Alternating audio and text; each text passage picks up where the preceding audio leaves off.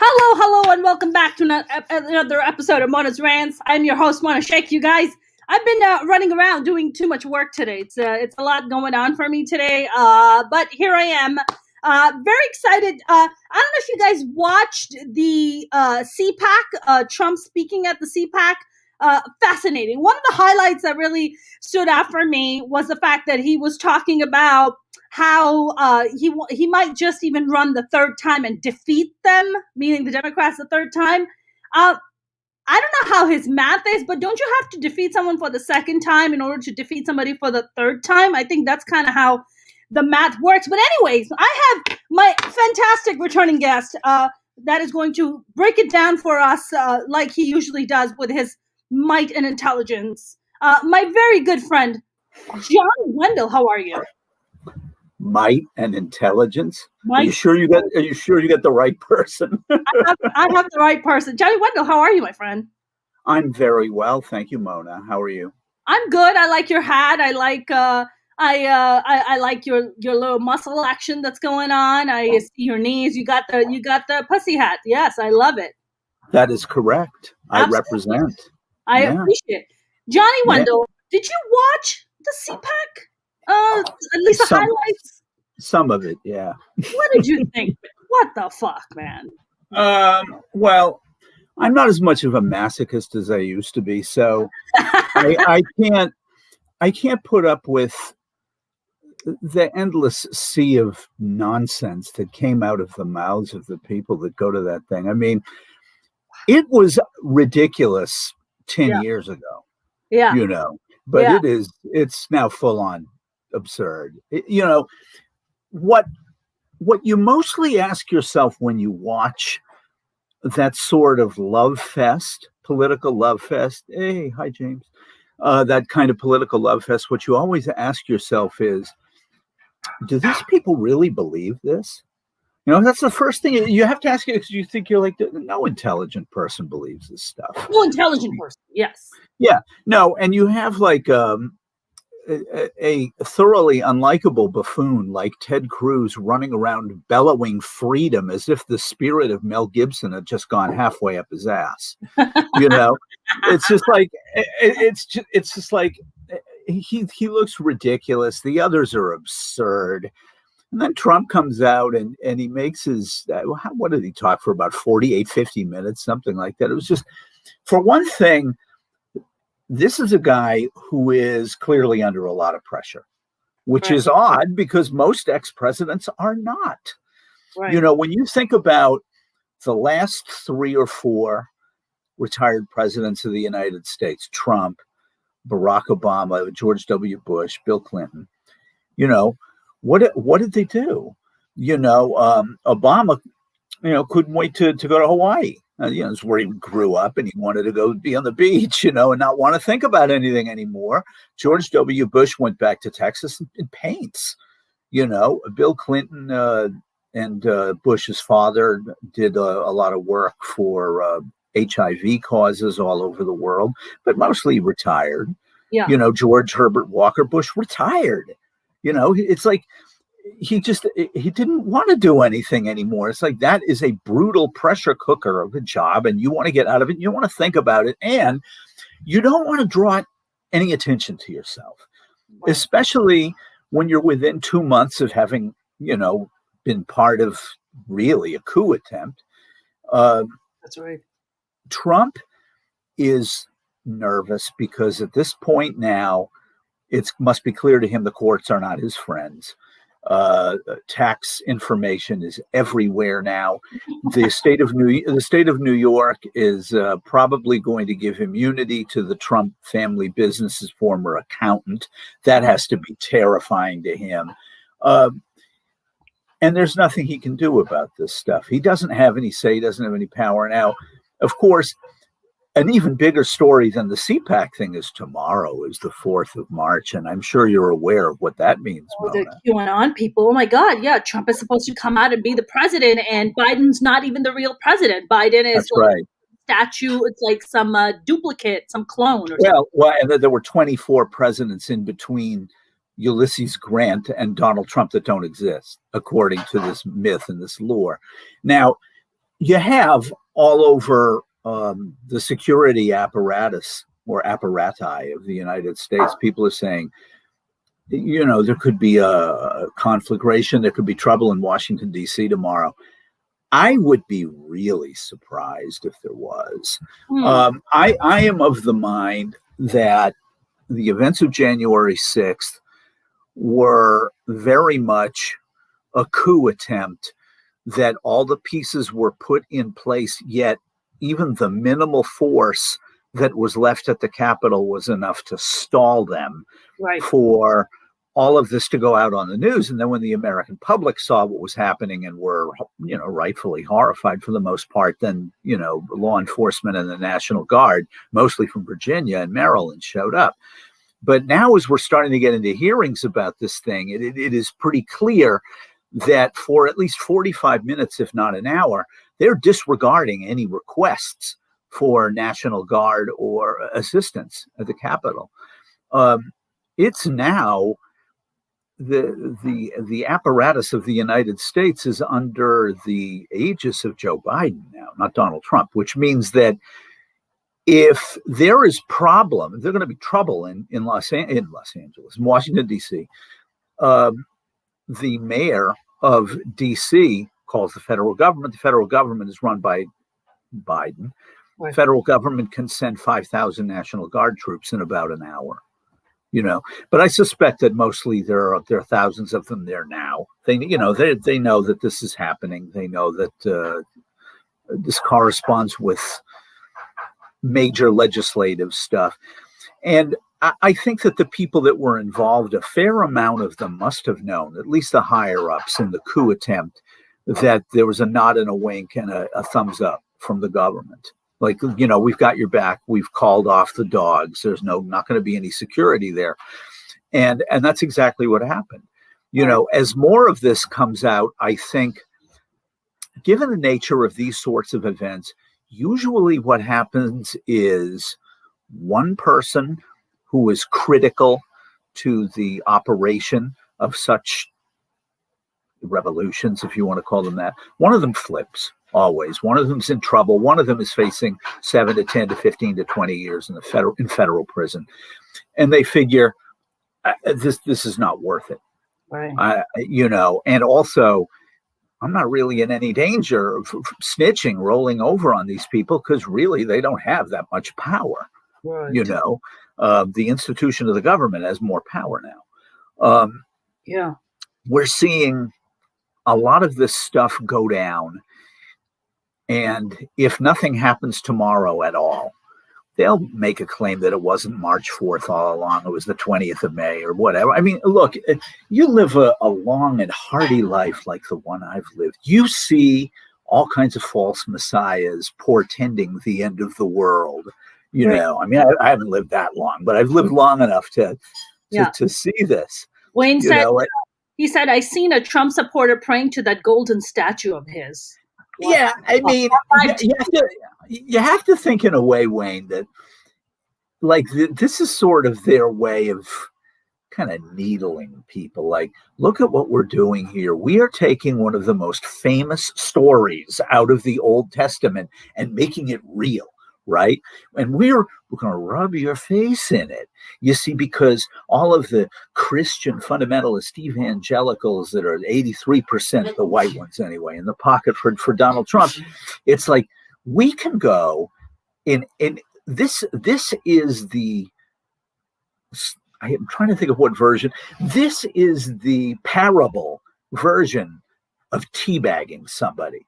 Seriously, it is literally like sitting on the Christian right's head with a big sweaty nutsack with a ball hitting each ear. No, they're teabagging them, aren't they? They're like saying, like, you'll support us no matter what. You'll support us. In fact, you'll support us so much that what we're going to do is going to drop our trousers. Okay. Yeah. Then we're going to squat on your head. Okay. And our big, sweaty, rancid, unbathed man balls are going to smack you in the side of the head. Oh, and if we're really, really motivated, golden shower time. Wow. I Okay, mean, you're into that, but we already know that Trump is into that. yeah. No, I mean, I know. Well, no, he's of the mind that it is better to be pissed on than pissed off. Well, I don't know how you'd say that in Russian, but I'm sure he's made the request at least once in that I'm language. sure he has. You know what I found most disturbing, Johnny, is that in his bullshit ass rant that he was going on for 40 whatever Oh minutes, yeah. Oh God. he was Yeah. naming all the Republicans who wanted him impeached. And you know what, that to me, what it was almost like this dog whistle calling of like, go after these people. Remember these people. Can you find a way to go out after them and hurt them and damage them? To me, that's what it sounded like. What did it sound like to you, Johnny?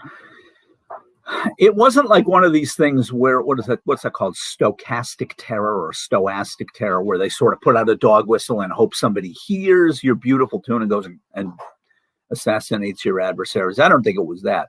I think it's like he was saying you should be really afraid, because I'm going to get you. I'm going to have people, my people, Trump endorsed people running against you, and you're going to lose because people love and adore me.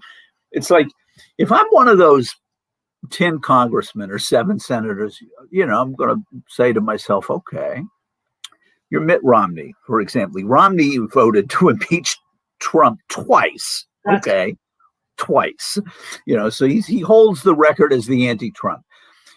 If someone were to ask Mitt Romney, don't you think it's really dangerous to, because Donald Trump is popular in Utah, the state that you represent in the Senate, Mitt Romney would go, I'm a bishop in the goddamn Church of Latter-day Saints. I'm 25 to 30 points more popular than that fat piece of crap. Okay. I'm not worried. Okay. And I don't know why look, was it in Utah? It's a very, very conservative state. I think, Trump didn't do all that well in Utah or Alaska for that matter either. Lisa Murkowski is a senator from Alaska, voted to impeach him. And she's laughing and, about you're going to be, how are you going to beat me? Do you know how the primary system works? You can't run somebody in the primaries against me, Trumpy, because they've ranked choice voting in Alaska now, like me. I'm going to be the first or second choice of about 75% of the people in the state. My dad was a hero here, and so am I.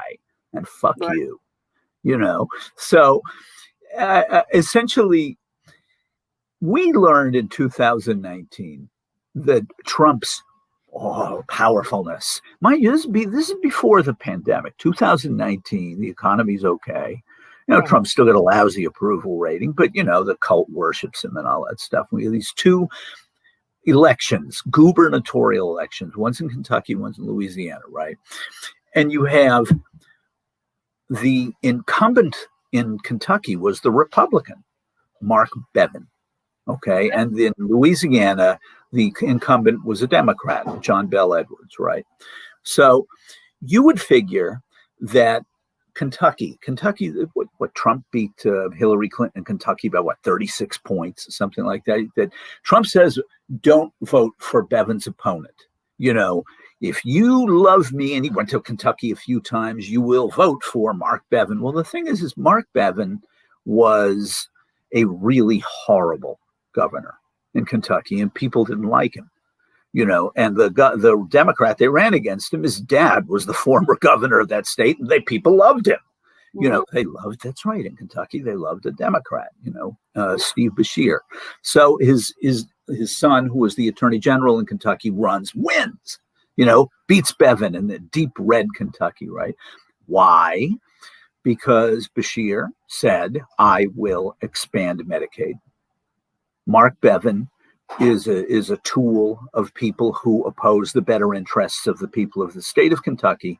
I am for Medicaid expansion. Okay, so Beshear wins by 5,000-6,000 votes. Not much, but he won. That's miraculous. That's like me having a platinum record, a Democrat winning in Kentucky. It's that unlikely. Anyway, so you go to Louisiana. Bel Edwards is running against a relatively reasonable Republican named Eddie Rispone, right? So the issue is Medicaid expansion. And Bel Edwards, when he became the governor of Louisiana, expanded Medicaid through the roof, right? He beat Respond by what, 12 points? Slaughtered him. 30% of Republicans voted for Bell Edwards. Why? Because they like Medicaid. And Trump went to Louisiana and pleaded with people, you got to vote for Eddie Respond. Vote for Eddie Respond is going to vote for me. You don't want Respond to lose because then I look bad. He actually said this, saying to an audience at a speech, Mona, you got to vote for this guy or I'll look bad, is like walking out on stage and saying, Johnny enters from stage left and then says hello. It's like, you're not supposed to say the stage instructions. It's like, no, that's not part of the dialogue, you idiot. Those are stage instructions. That's direction. How you introduce people on stage, Johnny. How else do you introduce people on stage? Yeah. Enter Johnny from stage left, looking flustered. And can you imagine walk out, enter Johnny from stage left, looking flustered. Hey, man, what's happening? Everyone's going like, don't say, don't use the directions. They're not in the dialogue, It's like the same thing. It's like, don't tell the audience you got to vote for him because a vote for him is a vote for me and I look bad. It's like, we don't care if you look bad. We want Medicaid. John Bell Edwards, the first thing he did when he became governor of the state is he expanded Medicaid. The governor in Louisiana before Bell Edwards was this guy named Bobby Jindal. He's this very conservative guy. Yeah. And a South Asian. And identity crisis. I call him Mr. Identity Crisis. That's what no, I mean, his name's Payush. I don't know how Payush became Bobby, as they don't sound alike, but somehow he became Bobby. Anyway, so Bobby Jindal running against John Bell Edwards. Bobby Jindal was very popular in Louisiana as a very conservative, very religious man. By the way, not religious Buddhist or Muslim. No, he converted.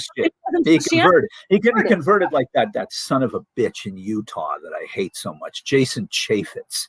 You got to understand. So one thing that Muslims and Jews have in common, above and beyond so many of us being Semites, and circumcision, and wild flights of irrational fancy, but that's true of all religious people.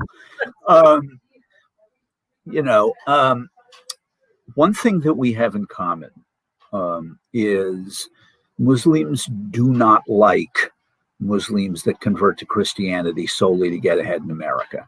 That doesn't sit well with any Muslim I ever knew.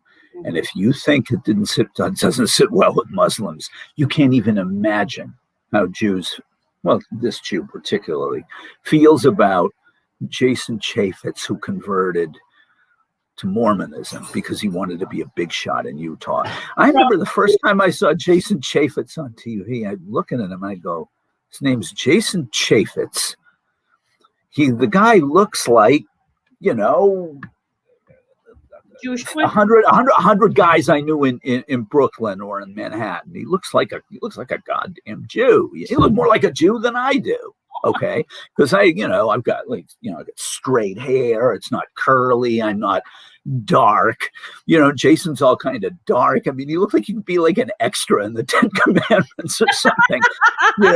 Whereas me, I'm like the Charlton Heston before makeup. It's like Heston didn't really look particularly Jew. He was a Jew, but he didn't look particularly Jewish. What's weird is like when I play, I never played a Jew in anything. All the years I've been acting, I've never played a Jew.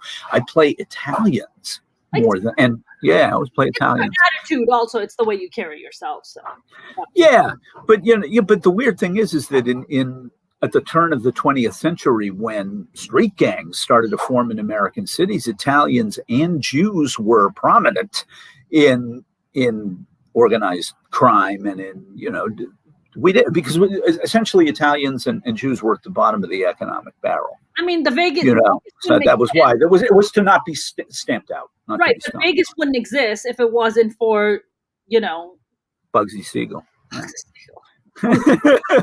Benjamin Siegel, also a handsome, blue-eyed Jew boy like myself. The thing is I haven't taken a shot in the eye yet. He did get shot in the eye, yeah. Yeah, he did. About 9 miles from here. He was killed. Ben Siegel was killed in Los Angeles at his mistress's home. That's by right. the Cat Man. The assassin that killed Ben Siegel was a like a male cat lady, but he was also an expert shot and a sociopath. So when you really needed an important person capped, you went to the Cat Man. It's almost like a commercial jingle for the Cat Man. You want the Cat Man for the Cat Man. Anyway, why are we on this subject? This is your podcast, and you're letting me run wild here. Because we're talking about fucking mafioso mob boss wannabe Donald Trump. He's a mob boss. I got to tell you something. The first place I lived when I lived in New York City, I lived in between 1st and 2nd Avenues on 11th Street. And back then, we were in the back. I was in the back of the building, my little apartment. And in the front of the building was a numbers thing, even though I believe there was a lottery in New York, but there was still, there was the residue on the Lower East Side of Italians was that they played numbers. So we had the numbers rackets. And so I did get to know some of the guys. And I think that if you liken that kind of a man to Donald Trump, you're grossly mistaken. Mm-hmm. These are genuinely tough people. The Italian mobsters, Russian mobsters. Now the biggie in New York is Albanians. Mm. Most 99% of the world can't find Albania on a map. But if you ask a New York City, detective, what's your problem with all of the Albanians? Because they're ruthless. Yeah, they're Muslim too. They're Muslims. Yeah, some of them are. Yeah. Yeah. But it's really funny when Trump's a mob boss. It's like Donald Trump has a fraction of the chutzpah that somebody like John Gotti had. Sure. I mean, you think about, Trump wants to come across as this big, tough New York, would-be mafioso, right? It's like John Gotti had the titular head of the New York mafia assassinated. That's the kind of deal. Donald Trump doesn't have that kind of cojones. He doesn't. He doesn't have the guts. I mean, John Gotti thought, look, there's a certain amount of discontent with the way that this guy's running things, and I'm going to take it into my own hands. And he had him assassinated. It's like Donald Trump would be like. Would whine about being a victim, because that's all. And in fact, you're getting back to the CPAC thing. It's like Trump, what did he do? He stood up on stage and cried like a baby. It's like, come on, somebody put the safety pin back, or they don't have safety pins in diapers anymore. That shows how old I am. It's like, change him already, just change him already. It's like he's like a crying baby, with a diaper full of Johnny, that's his style, right? That's his style. That kind of whiny bitching. Like he opened with Biden has had the most disastrous first month in the history of any presidency. I'm like, in your first month of presidency, you whined about your crowd size the whole fucking month. That's all you did. You went and played golf. You bitched and moaned about crowd size. You did nothing constructive and productive for the country. What the fuck are you talking about? The first day, right after the inauguration, he didn't even do the fancy lunch. He was like, get to work. We need work. We have work to do. He's like, what really cracked me up was that he was like, he has done such horrific things for women. I'm like, you mean the guy who picked a female vice president? Okay. First of all, let's talk about, Biden's been in office now 6 weeks, 7 weeks, something like that. Yeah. If I remember right, in the first 7 to 12 weeks of Trump's presidency, didn't Trump fire the director of the FBI for not going easy on his friend, Michael Flynn? Okay. So Donald Trump broke the law in his first 3 months. It's an open and shut case of obstruction of justice. He did. And didn't get convicted about it either, Johnny. I mean, look, he's been getting away with it. He's been getting away with so much. And that's why he keeps getting the kind of confidence that he does. He keeps getting away. Yeah, but something he's done. If you look at those I'm serious. I get why is Johnny saying this with so much confidence? It's he's done. I'll tell you why. If you look at the straw polls they did at the Conservative Political Action Committee, and you saw that the Trump got 55% of the people who were there to vote for him, and DeSantis, the governor of Florida, got 24%. Now, ordinarily, you'd say, well, he beat DeSantis by 31 points, and, it is in Florida after all, so DeSantis had an advantage. It's like the CPAC is where these people line up, to kiss this guy's pinky ring. Okay. This is Trump country. They found that 96% of the people who went there wanted Trump's policies to continue, but only 65% of them wanted Trump to be the guy to do it. In other words, they knew, on some level, Biden beat him. They also know, because polling has shown us, that the reason that Biden defeated Trump was not the pandemic. Oddly enough, it wasn't the pandemic, wasn't the economy, which you'd think it would be one of those two things, but it wasn't. It was that the average voter that was in the middle, the ones that, the Democrats did get a really good turnout in Arizona and in Georgia to carry those states, and in Michigan to carry that state as well. But among white women, especially, the thing that made them the craziest about Trump was that they perceived he was corrupt. They perceived he was criminal. Yeah. And in their thinking, all the other stuff follows after this. They don't seem to mind what, that they're in favor of 96% of Trump's policies. 96% are in favor of, we want somebody to carry Trump's torch. We just don't want it to be him because he's corrupt. He's not going to win. Okay. The fact of the matter is if you asked politics junkies, hardcore politics junkies, hardcore than me or you or James or Wayne or anybody else here, if you were to ask them, what'd he say? He's a criminal? Well, yeah he is. No kidding. I got a red hat on, and that's Mona. Okay, those are 3 facts in 5 seconds. Okay, so the fact of the matter is, you ask somebody, okay, you want Trump's policies to continue. Which ones? They can't tell you, because they don't want Trump's policies to continue because he didn't have any. Okay, if Trump had policies, my beloved Sheikh Mona, jewel of Pakistan, if he had policies, what was the Trump administration's plan for dealing with the pandemic and getting vaccines into people's arms? Do you want to know what it was? It was nothing. It was zero. It was nil. It was nada. It was 1 minus 1. Okay, it was nothing. There were no policy. There's no federal policy. To anybody who's listening to this thing, who debates with these idiots on a daily basis, this is the one thing you ask them, and they can't really ever answer. What was the Trump administration's blueprint for how to deal with the pandemic when it was clear that the pandemic existed? What did they do? Answer: nothing. Do you realize in July, Pfizer went to the Trump administration and they said, we will have a vaccine done by Thanksgiving, which it was. It looks like it's going to work, and it's done. It may not. Okay. Right. We'll sell the government of the United States 100 million doses of this vaccine. Yep. Okay. That's enough for 50 million people. Okay. That will hold you for your first month as you're ramping up. If you get 50 million shots into people's arms in the first month of a vaccine, that's pretty good. Yeah. And also it starts to begin the mitigation issue. Trump said no.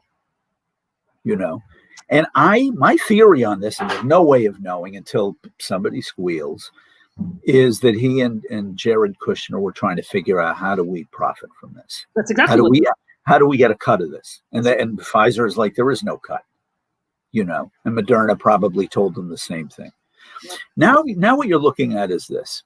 We're looking at 2 things right now in politics. I'm sorry, Johnny, and just to add one thing.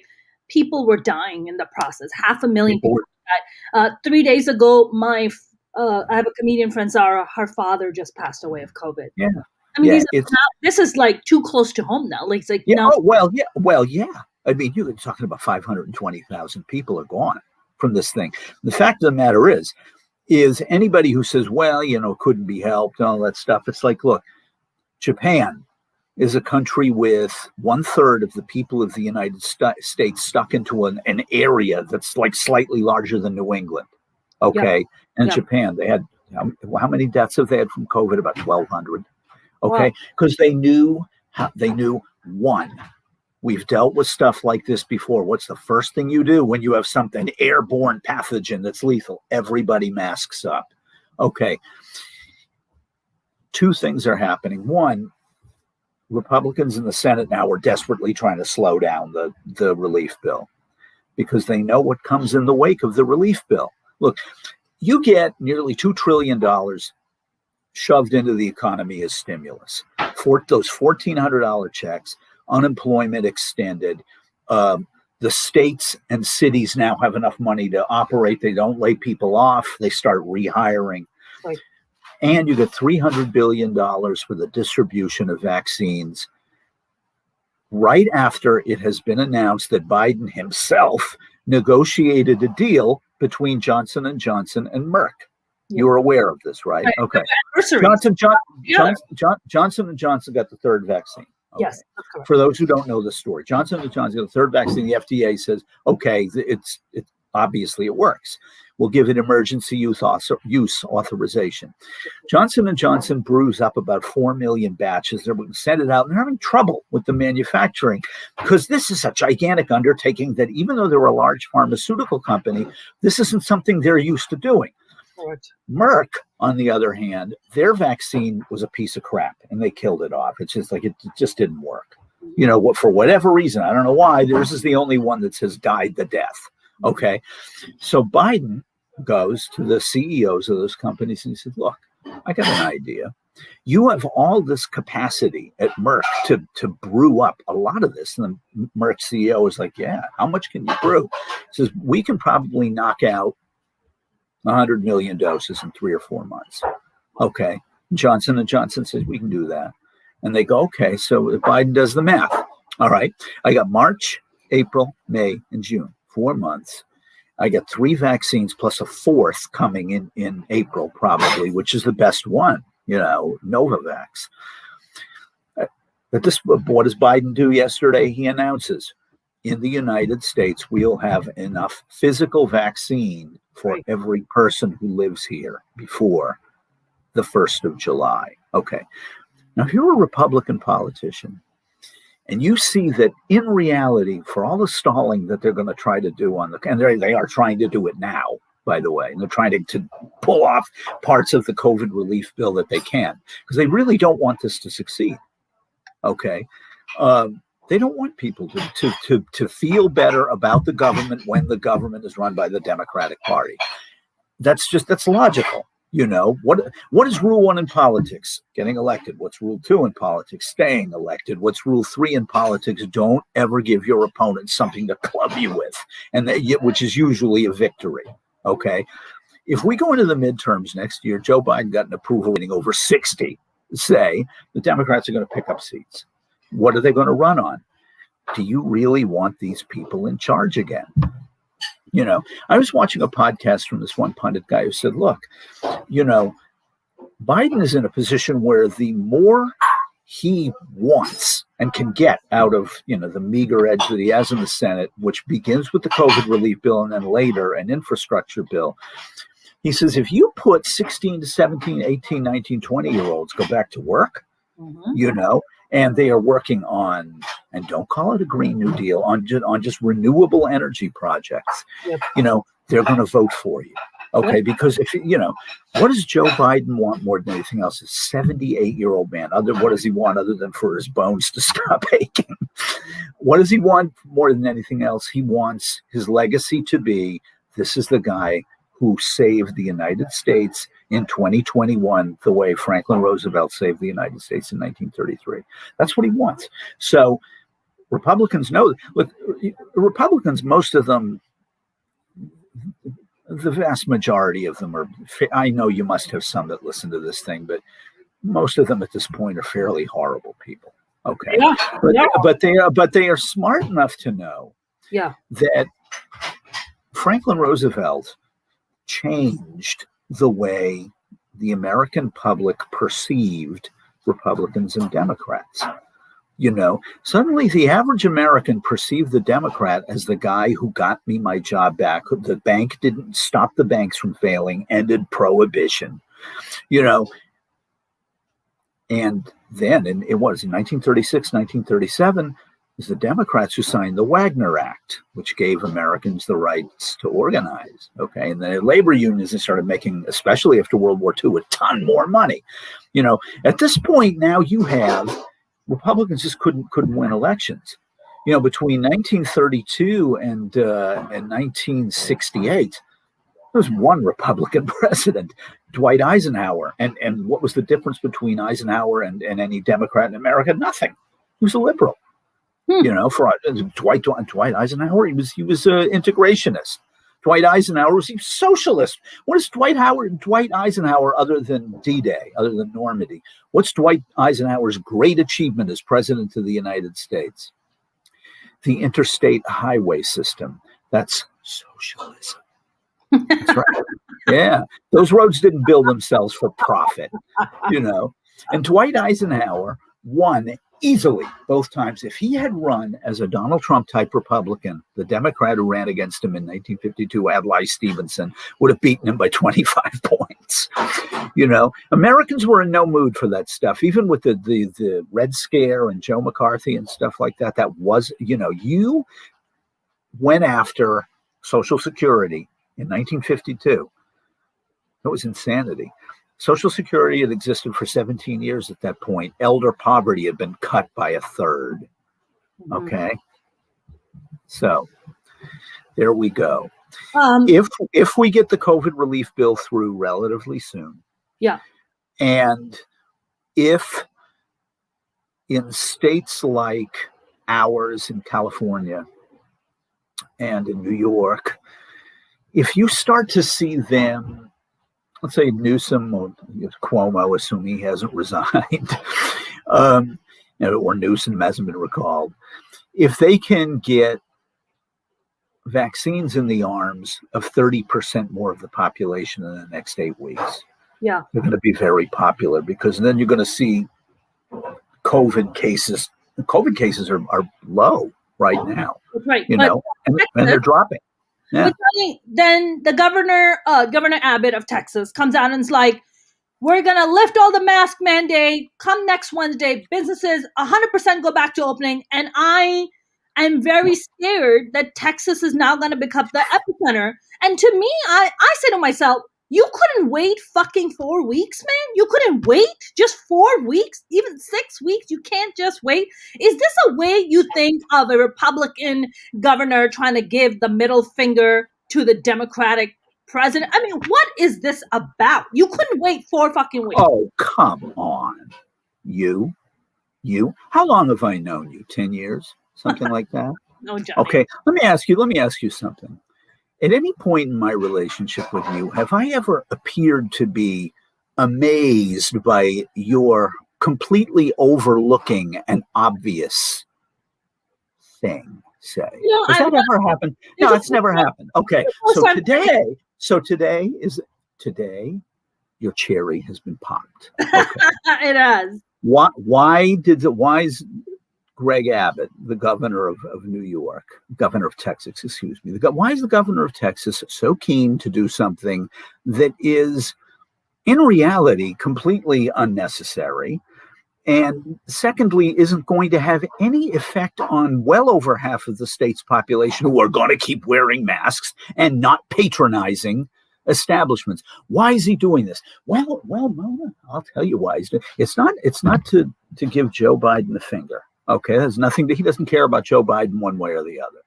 Okay, Greg Abbott recently presided over the worst natural disaster or unnatural disaster in the history of the state of Texas, as we know. Okay. The power grid in Texas failed because they didn't spend any money to winterize it, and they had a sub-zero storm, which they were warned they were going to get eventually 8-9 years ago. They were told, okay, by the Utilities Commission in Texas, and which has no say over the power grid because power grid's private, but they were told, you'd better winterize these pipes, because if there is a cold spell that lasts more than 2 or 3 days and it gets down to 15, which it can do, okay, right. Climate is changing. I know you guys don't like to hear that, but it is changing, okay? Right. If you don't winterize, what's going to happen is the pipes are going to freeze, and people are going to get cold because and so they're going to crank everything up, and they're going to overstrain the power grid, and everything's going to pop and crap out, which is what happened. Precisely. Okay, so Abbott is looking at people all over Texas hate his guts right now. You know, yeah. Oh, do they hate him? They hate him. They hate the idea that for 9 days they were boiling water so that they didn't die of dysentery. Okay, they hate the fact that they were freezing to death. They hate the fact that you couldn't buy a gallon of gas anywhere. They hate the fact that life as they thought they knew it was completely gone. Now, and this is Texas. Okay, Texas is a Republican state. Yep. Okay, and it has been for 2 or 3 generations now. Okay, right. Greg Abbott is not term limited out. He can be governor of Texas as long as he wants, right? Yeah. But he has to run next year, okay, in Texas. I'm looking good for him. Against the most popular politician in the state now, as of right now. That would be Mr. O'Rourke. Okay.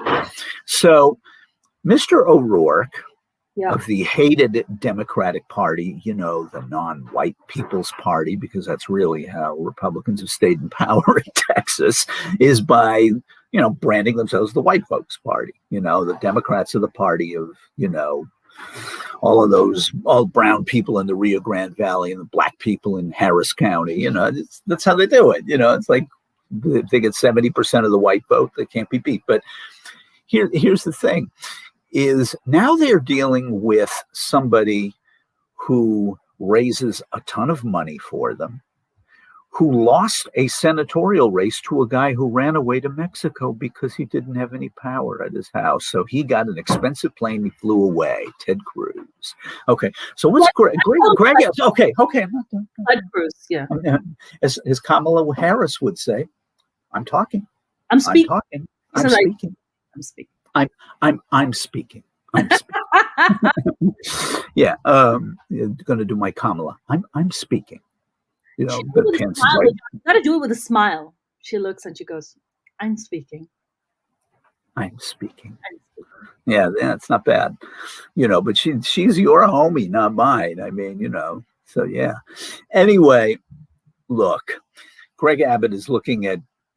I'm going to be running against Beto next year, probably. Beto not going to wait until 2024 to run against Cruz. He wants to be the governor of Texas because that is the springboard to the presidency. Okay. And Beto wants to be president of the United States. And he didn't run a very good campaign the first time he tried, you know, but he's learned, you know, it's like, you know, with Biden, it took him, it was the 3rd try for him.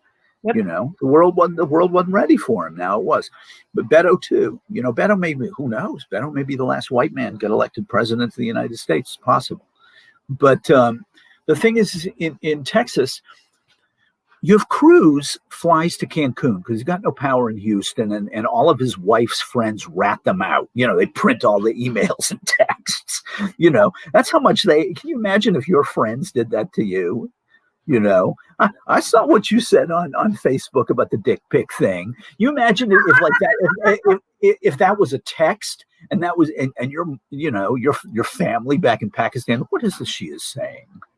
You know, it's like, why'd you rat me out like that? It's like, why'd they rat out the Cruz family? You know why? Because everybody fucking hates you. That's why. Okay. They hate them. Okay. So, what does Beto do? Okay, Beto does what Beto does best. Organizes. makes wellness checks on hundreds of thousands of older people, organizes people. Where is the water and the food in the state? Let's make sure everybody gets enough so nobody croaks. And when they needed extra money, they went to a big old power hitter who raised $6-7 million for the state of Texas. Who doesn't live in Texas? Who would that be? I think her name is AOC. Yeah, Alexandria Ocasio-Cortez. Oh. You turn on talk radio in Texas any day of the week, and they will take shots at Alexandria Ocasio-Cortez. Okay, and you turn on Fox News or OAN or Newsmax, they will take shots at Alexandria Ocasio-Cortez. And in Texas, they hate Alexandria Ocasio, except now they don't. Because other than the sick, vile, useless Republican cultists, the rest of the state is like, this woman represents a congressional district in Queens and the Bronx. Okay, she didn't have to do this. She went to her fans on Instagram, of which she has millions, and said, let's help these people out. This wasn't their fault. These people got righteously screwed. Let's help them. Okay. And she did. $7 million isn't much, but it's the 435 Congress people.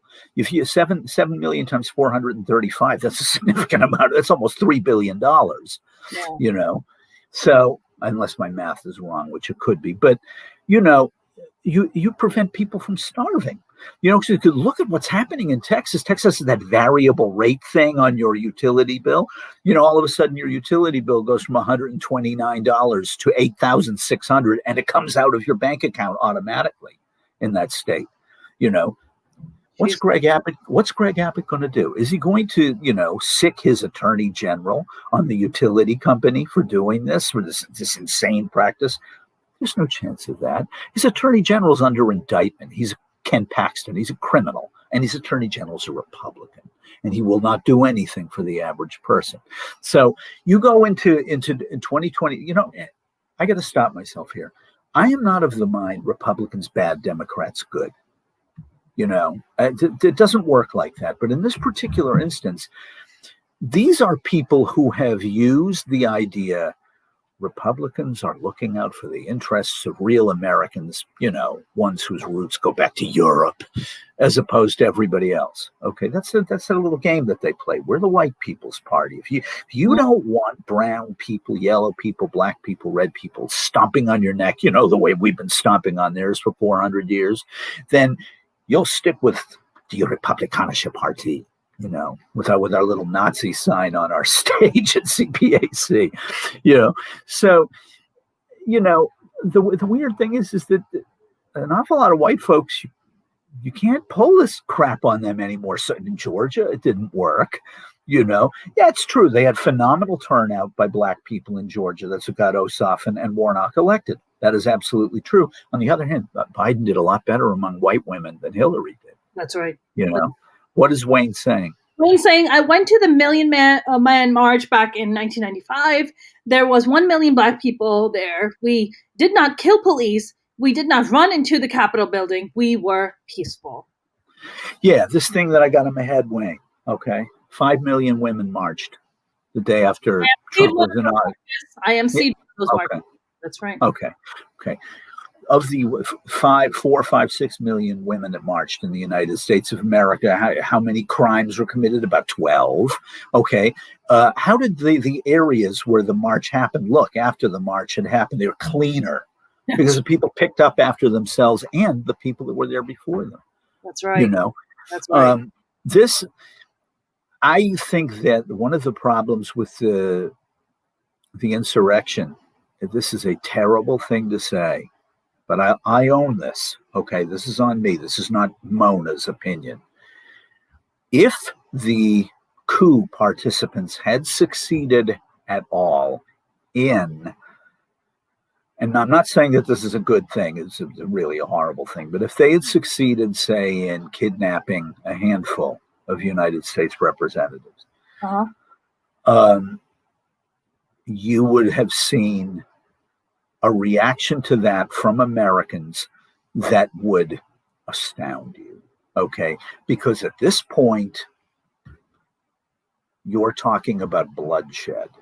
There was the Capitol cop that was killed, and then there were, they beat the living crap out of others. There are ones with PTSD, they can't go back to work. The Capitol is like an armed camp. But I got to tell you something: if they had succeeded in actually capturing the American public would have had it. That would have been the end of the right in America for generations. And I'm not saying like it would have been, that would have been a good thing. It wasn't.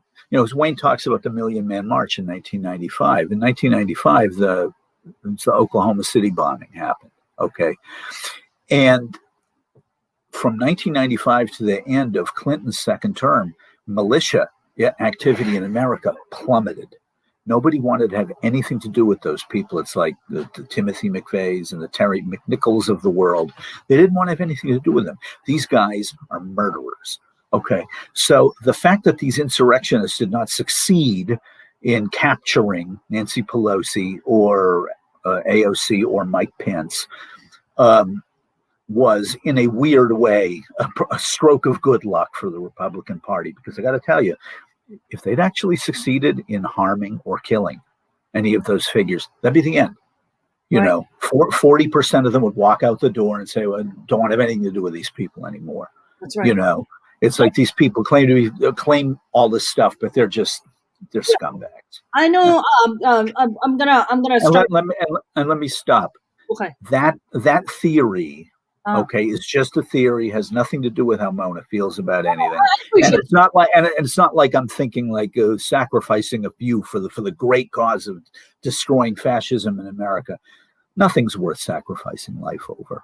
I agree with you, Johnny. I'm going to start wrapping up soon, but I wanted to ask you, this whole rah talk of Trump talking about running in 2024. I mean, there's no fucking forget it. Forget it. How is he talking about? Nope, not gonna happen. Say, are Wayne and James and others still on with us? Yeah, they're all with us. Who's on with Mona and I right now? Let's take a straw poll. In 2012, there we got one person. Okay, and we got Mark. Okay, in 2009, who was somewhat assumed to be the new standard bearer of the Republican Party in the wake of the crushing defeat that they suffered to Barack Obama? Who was the Republican Party's rising star? You remember? I know you do, don't you? Who was it? I remember my wife's sitting right over there in front of me. I'm pointing at her and she's trying to ignore me. Now she's tipping her head going like, don't drag me into your shtick. Okay.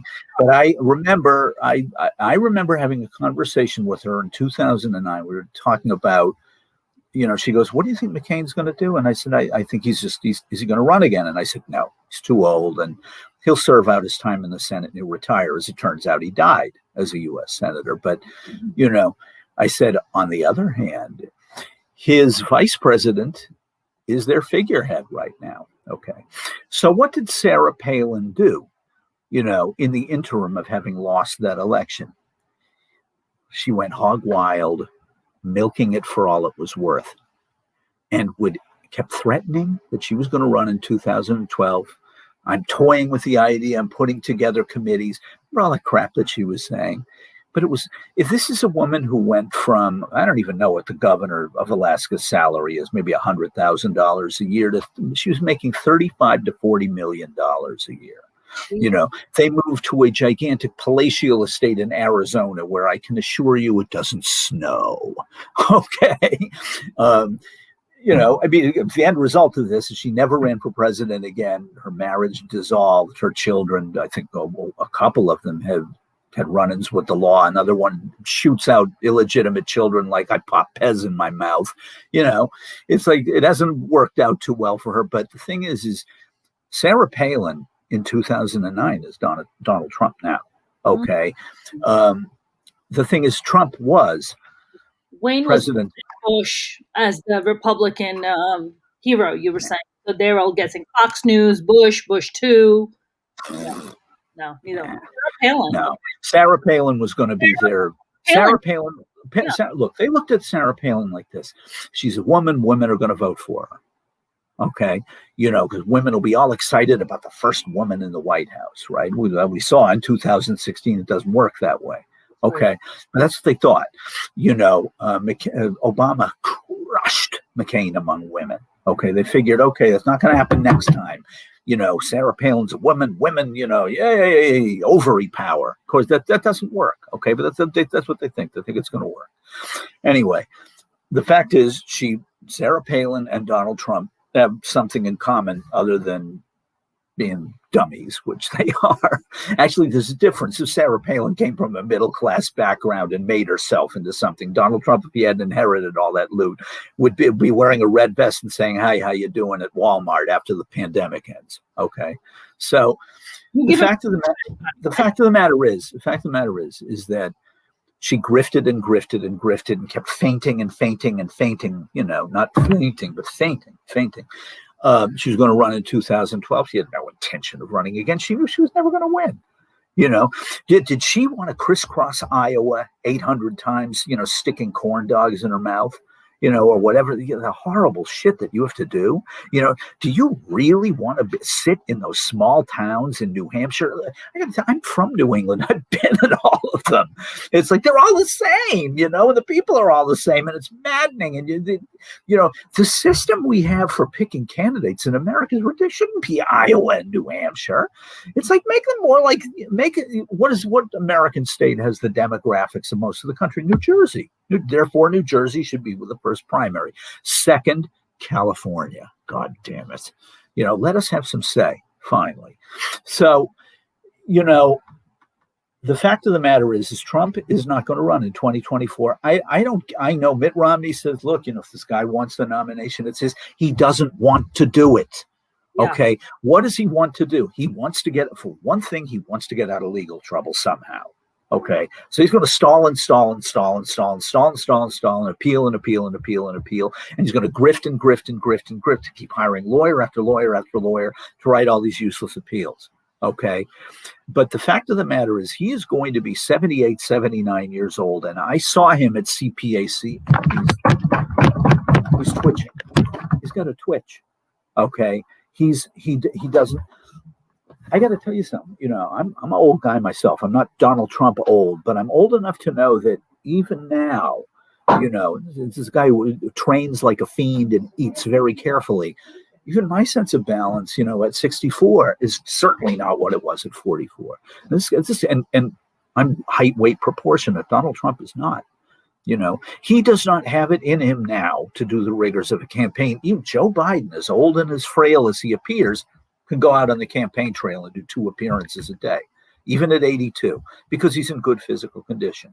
But the thing is, I don't think Biden's going to run again either. I think he's going to serve one term, and I don't believe Kamala is going to replace him either. I believe they will nominate somebody else. Interesting. My guess is that it would be. This will surprise you. It'll be one of 3 people. Okay. It will either be Buttigieg, who is now the Secretary of Transportation. Buttigieg is the most articulate Democrat as he speaks. He really is. I don't like his politics much. He's too conservative for me. But he's become considerably more leftward in the last year. And the fact that he does not brook any nonsense from the far right, and he's a former military guy and would have no reservations at all about crushing these people, is fine. But I think that the Democrats, their rising star is the Lieutenant Governor of Pennsylvania, John Fetterman. He's their rising star. He's their young, macho Bernie. Okay. One problem with Bernie is an old guy with a strong Brooklyn accent. He's like an old hippie. He's like a caricature. Okay. He's everybody's crazy left-wing uncle. Okay. But he's an 80-year-old man. Okay. But let's have a look here. Mark? No. Donald Trump Jr. has 1/20th of George W. Bush's savvy. Okay. George W. Bush, for all of his faults, and he had lots of them, he's not a very bright man. Okay. His politics are atrocious. What does Andrew say, or Andre? Andre said the Medicare for all who wanted guy, no thanks. I think he might be referring to Bernie. No, he's referring to Fetterman. Fetterman's a Medicare for all guy too. Andre, I got to tell you something. Medicare for all would cut my medical expenses considerably, and yours, and Mona's, and everybody else. And it's coming, okay? Because we have a healthcare system that is too complicated. It's too expensive. It can't sustain itself. And that was the thing that I liked most about Bernie and Elizabeth Warren, although, I like lots of things about Elizabeth and not a lot about Bernie, was that the fact is that you can't have the issue of profit in healthcare because everybody has to have healthcare. It's one thing to have the profit issue in selling cars or timeshares at a country club or a pair of shoes or a guitar or condoms or something, where, a choice of things is okay. Okay, but in healthcare, I don't have any choice. I have to have it. I don't know about you. Maybe you're going to live forever and you're invulnerable. Maybe you're a superhero or something. But I'm not one of those. Okay, Mona neither. So as far as I'm concerned, Medicare. In fact, I don't even like the idea of Medicare for all. Medicare only covers 80%. I'm for single payer all the way. Same system. I'm for national health like they have in the UK. Do you realize in the UK? What's he referring to? Mayor Pete? He doesn't want it either. I think that they're going to, and Andrea, I can't, I don't have my glasses on, so I can't read his name. It's like, what did he say? Andre, I think that probably next year, Biden is going to go for a public option. At which case, or at which time, and I got to tell you something, as somebody who's going to be 65 in 4 months, I wish I had my waste paper basket was right by me. I have like 9 different insurance companies trying to get me on their Medicare A, B, and D plans. Okay. This is ridiculous. I don't mind my tax dollars going to a central system where everybody gets covered and everybody's safe. That's right. Yes. You're looking at a democratic socialist in most ways. I am. In some ways I'm not. In some ways I am. But in that one, yeah, definitely. Because you know why? Because I'm a greedy little democratic socialist and it's cheaper. And it's better. Why shouldn't Andre, Mona, Johnny's children, Mona's family, Andre and his family and friends, why should we worry about this stuff? We're told over and over and over, the United States is the wealthiest country in the world. It's like, well, then how can people not have health coverage in the wealthiest country in the world? That doesn't make any sense. Correct. That's like saying he's Johnny Angel, the greatest guitar player in the world, only I've never heard him actually pick the thing up and play it. It's like, eventually I got to pick the thing up and prove it, and I'm not, so it's not going to work. But the thing is that this American exceptionalism, it's got to die. Yeah. And I think that what you saw at, what's Mark saying? I think AOC is running in 2032, maybe 2028. She'll never be anything. The best AOC will ever do will be to be the mayor of New York. Really? Yeah. She's too heavy a dose for people in the middle of the country. Even the people who would agree with her on policy, they look at her and it's really, Trump is an anomaly in that it is really hard for a New Yorker or a Californian to be elected president of the United States. And Trump never would have been elected if he hadn't been on NBC for 11 years. Right. So, so you soften them up. He was, but AOC, they look at her and all they see is a New Yorker. Yeah. And they a big city that they're scared of. And, and also the fact that she's so much smarter than they are. And, it's, you got to kind of, AOC is a funny character in that when she is being painfully honest about stuff, she doesn't come across as folksy, but as kind of no, like when she said, yeah, I thought they were going to kill me and I was scared. All the Republicans, Ted Cruz is making fun of her and all that, I'm like, yes, Ted, they were going to kill her. That's they wanted to kill her, and they wanted to kill Nancy Pelosi, and they wanted to kill your friend, Mr. Pence, too. They were going to kill these people. And she was afraid of getting killed in a riot. What an incredible thing! It's like she's the first person ever to be afraid of getting killed in a riot.